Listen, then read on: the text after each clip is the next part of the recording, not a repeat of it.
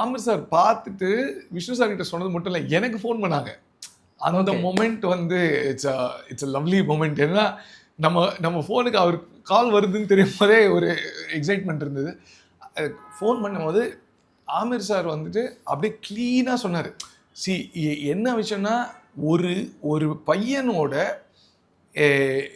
விஷயம், அதாவது ஒரு ஒரு ஒரு மோசமான குணம் வந்து அவனோட ரிலேஷன்ஷிப்பை பாதிக்கும்போது எப்பவுமே அப்பா அட்வைஸ் பண்ணுவாங்க.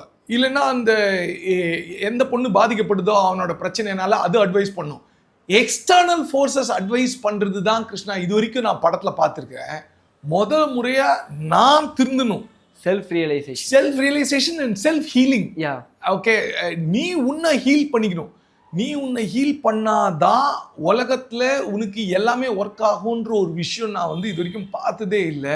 இட்ஸ் அ பிரில்லியன்ட் அப்ரோச்னு அவர் சொல்லும் போது எனக்கு லைட்டாக அப்படியே கொஞ்சம் கண்ணெலாம் கலங்கிடுச்சு. ஏன்னா he is a huge star.